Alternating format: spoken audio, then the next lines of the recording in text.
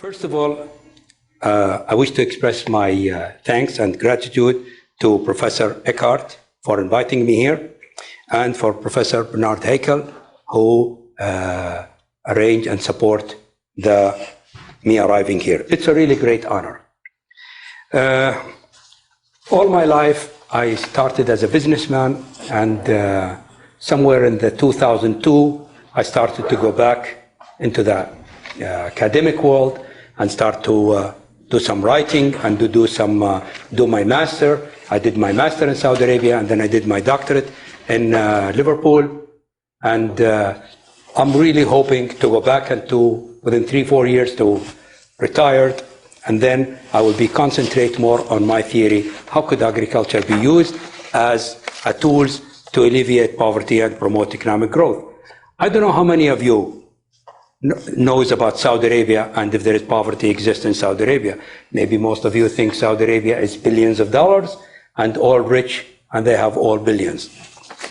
Wait for the end of the train and then we'll reach something.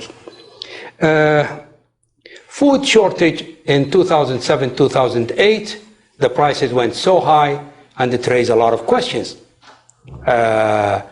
For the last 20 years, the price of food and commodity was going down, down, down. To go into the university to study agriculture, you must be dumb. To invest in agriculture, you must be crazy, because price of commodity just keep going down and down. The prices of finished products, like 1 kilo of macaroni, the price went up so much, but the prices of the raw materials kept going down. Arab countries are exposed very heavily into import. They import between 50 to 90% of their food import. And please, I know 50 to 90% is a big gap, and I'm talking in Princeton here. But gentlemen, ladies, those are the figures that we got. They are not reliable, they're old, and sometimes we patch it up. So 50 to 90% of their calories are imported. Many people for the last few years, especially after 2011, they talk about terrorism, they talk about crisis, they talk about many problems in the world. Very few talk about food and food securities. Poverty and unemployment is the most motivating factors for the Arab revolutions. We can see that in Tunis, we can see that in Egypt and many other parts of the world. I think one of the writers, Gustav Le Bon, said what he meant is when a big event happened, you never could pinpoint it to one thing or one reason. It's a multi-dimension problems. Running out of food in the Middle East, food security, and the challenge of the Arab revolutions. I have summarized my whole topics in one picture. You have fruit, you have tree, and you have roots. And in order to achieve the root, which is to reduce the food gap, improve the standard of living, conserve and maintenance of the natural resources, wealth distribution, promote economic growth, you need to have all this on the ground, which is water optimization program, improve investment opportunity, good governance and transparency, establish information center, use technology to the best you can. Government cannot monitor this, so you have to depend on NGO and civil societies. Establish insurance, because if you don't do that, most people, they will move from the city, from the villages and the rural countries to the cities. And when they move to the cities, that's the biggest problem. And that's what increases your poverties. This is what we're talking about here, is how much or how many the hungry peoples are in the world.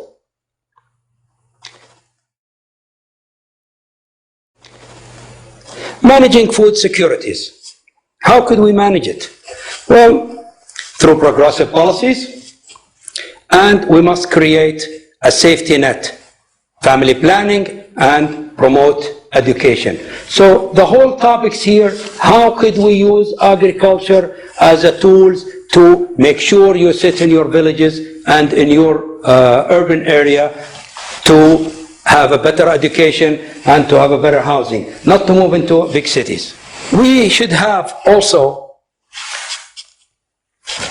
take benefits of what the market provides by reducing the market volatilities, food processing, that is, invest some of in the food processing, that is not farmer only just produce raw material, you should help them into add value.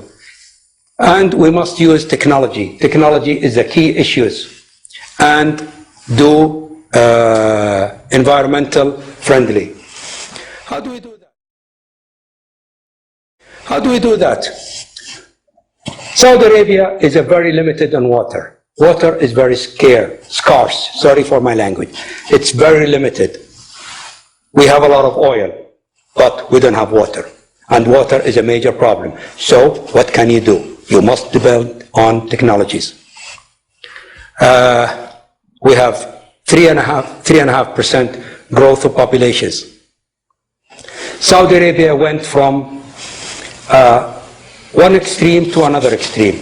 They went from self-sufficiency, 100% of self-sufficiency, into abandoning the entire programs of agriculture.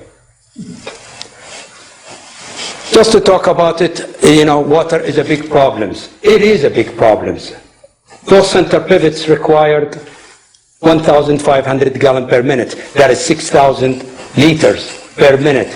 A normal human being, it will take him 1 month to use 1 minute of that usage of the center pivots.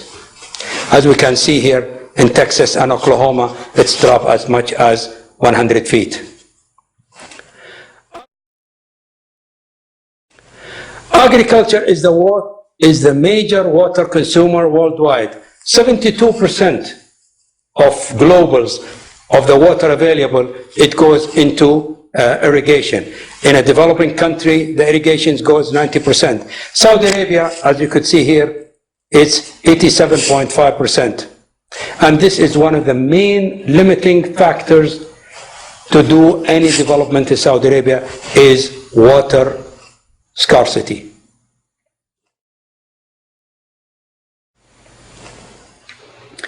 How could we get of this water? How do we do that?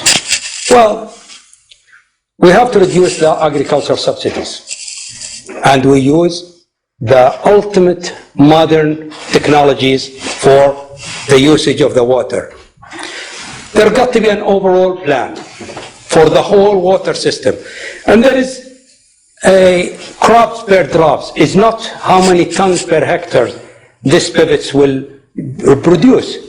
We don't need that. What we need is how much one drop of water will produce how many kilograms. So the new trend we should think of it is every drop of water, how much crops it will give you. Then Saudi Arabia has its challenges. Soaring food prices, urban population growth, rural depopulations, high unemployment, environmental degradation, and water scarcity. Those are the walls. We must get over it.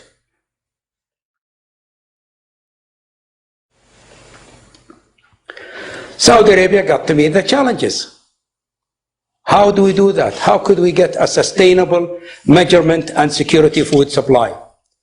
Well, firstly, we have to get strategic reserve. We have to build that. We have to have basic food commodities, such as wheat and rice. We have to identify countries to invest in, which is countries that is Saudi Arabia have an initiative that we will go invest. And we'll go through those countries one by one.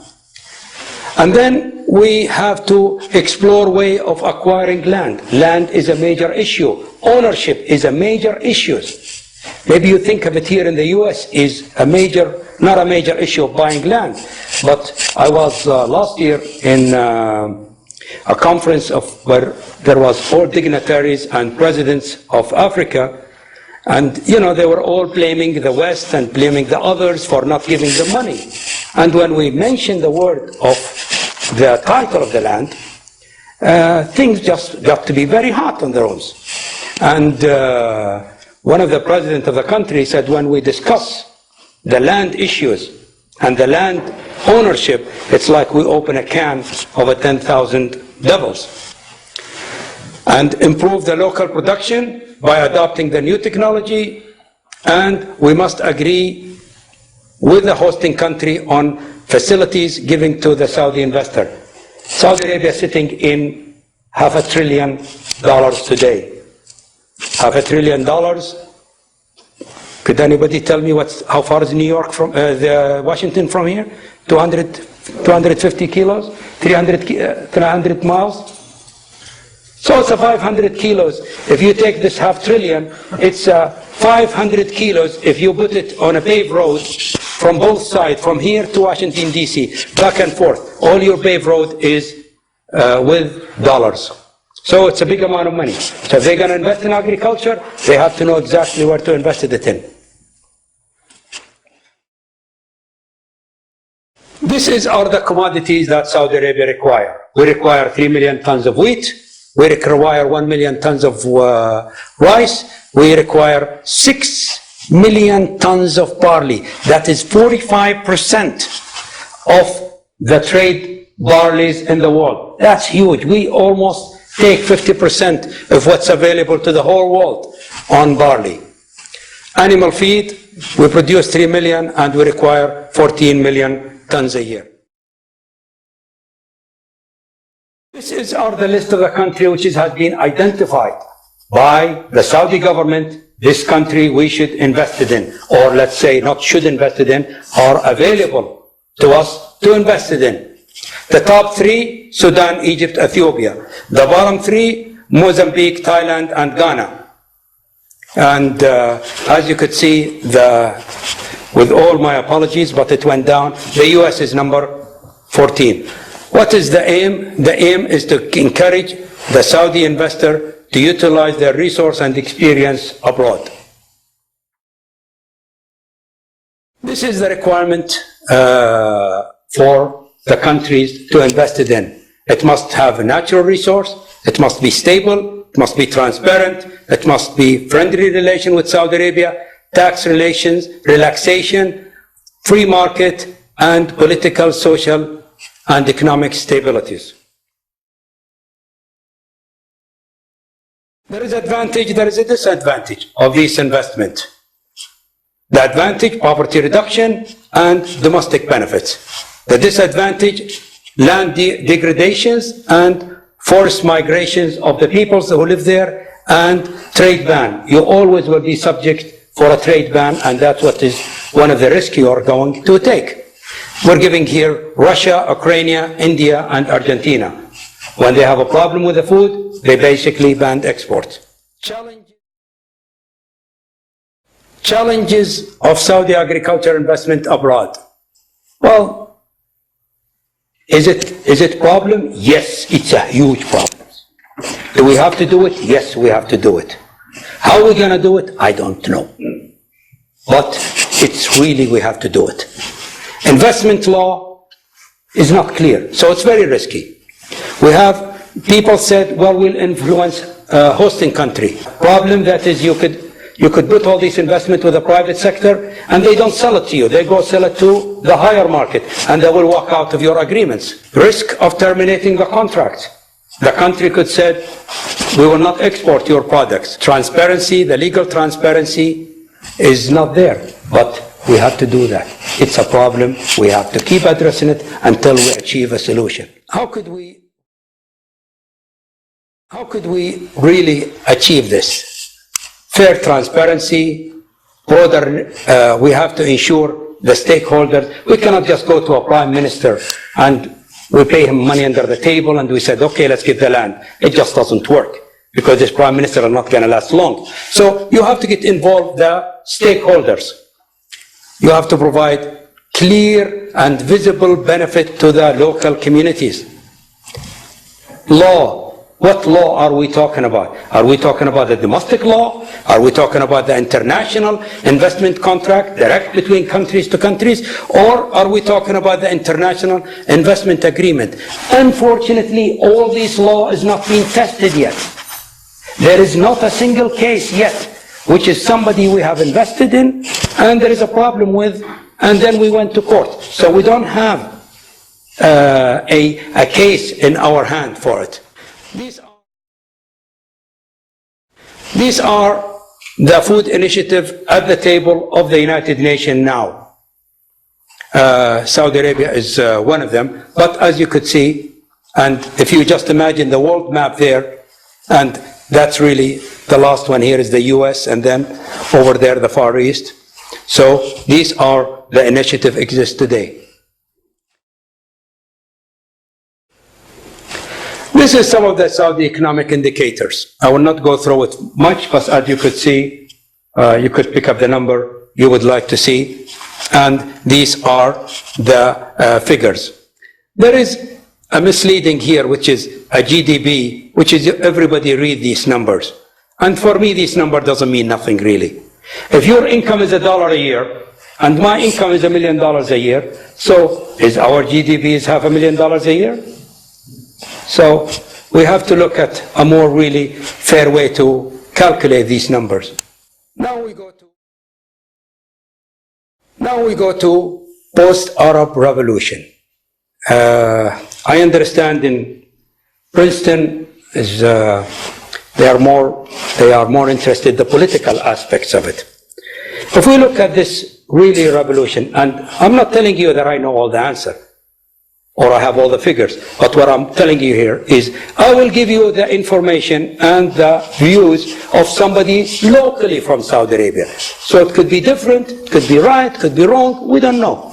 It's for you to judge and it's for you to find out. During the recent period of globalization, some country went up, some country went down. Let's look at the Middle East. The Middle East from 1980 to 2004 only grew 6.4%. That is just 0.5% annually. In fact, some country went down. And what are the population of the Arab world? The Arab world stood at 150 million people in 1980. It will reach 400 million in 2015. China, with 1 billion people, they got 9%. Now, eruptions of the Arab Revolution. Most Arabs, I'm not going to say all, but I will say most Arabs here, they have been denied both their human rights, their citizen right, their political, their social, all kinds of depressed, you could think of it, they have it. Corruption, unequal opportunities. Somebody are family rich and somebody are, or most are poor. I was so happy, made my life easier when I came to the US. Now people, the figures of the US, it's 15%, the poverties. 1% of the population have a lot, and 99% in the US have very little. So it made my life a lot easier that I tried to explain it. Yes, very much. I enjoy iPhone, and most of you do. Apple have $77 billion in their reserve. But at the end of the day, those company, how many plates does it provide for families? So I'm not going to sound here like a socialist, but at the end of the day, you got to think of the 99%. In the UK, I have asked hundreds of people, why did a family, good family, well-educated, they just go and they burn the street? Somebody said they're bored, somebody they said they're poor. We don't know what's the answer. But when people have riots in the UK, and not only from the poor, from a very well-educated family's kids, they just go burn things up. Why? Arab Revolution challenges. If government of the Arab world want political stability and social peace, they have to open their economy. They have to open their